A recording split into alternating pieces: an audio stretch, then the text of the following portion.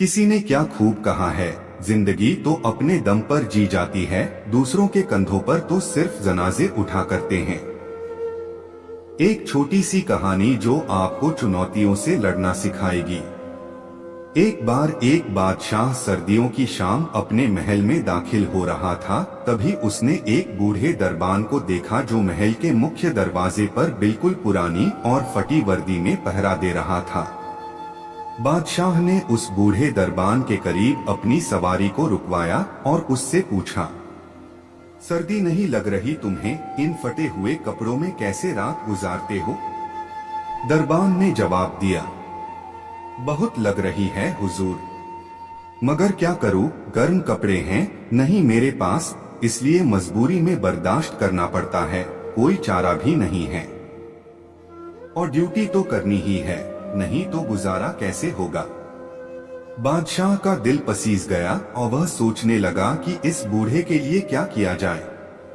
कुछ सोचकर बादशाह ने कहा, तुम चिंता मत करो, मैं अभी महल के अंदर जाकर तुरंत अपना ही कोई गर्म कपड़ा तुम्हारे लिए भेजता हूँ, तुम बस थोड़ी देर और इंतजार करो।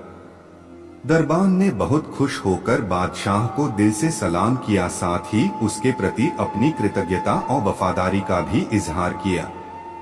लेकिन बादशाह जैसे ही महल में दाखिल हुआ, वह अपनी रानी और बच्चों के साथ बातचीत में उलझ गया और कुछ देर के बाद वह दरबान के साथ किया हुआ अपना वादा भूल गया। उधर दरबान बेसब्री से इंतजार करता रहा। वह बार बार झांक कर देखता कि महल के अंदर से कोई आ रहा है कि नहीं। इसी तरह इंतजार में ही दरबान की पूरी रात गुजर गई। सुबह महल के मुख्य दरवाजे पर उस बूढ़े दरबान की अकड़ी हुई लाश पड़ी मिली और ठीक उसके करीब ही मिट्टी पर उसकी उंगलियों से लिखा गया ये शब्द भी जो चीख चीख कर उसकी बेबसी की दास्तान सुना रहे थे, बादशाह सलामत। मैं कई सालों से लगातार सर्दियों में इसी फटी वर्दी में दरबानी कर रहा था, लेकिन मुझे कोई खास परेशानी नहीं हो रही थी, मगर कल रात सिर्फ आपके एक गर्म लिबास के वादे ने मेरी जान निकाल दी। मैं इस उम्मीद के साथ इस दुनिया से विदा ले रहा हूँ कि भविष्य में आप फिर किसी लाचार गरीब इंसान से कोई झूठा वादा नहीं करेंगे। सहारे इंसान को अंदर तक खोखला कर देते हैं और दूसरों के प्रति उसकी उम्मीदें उसे बेहद कमजोर बना देती हैं।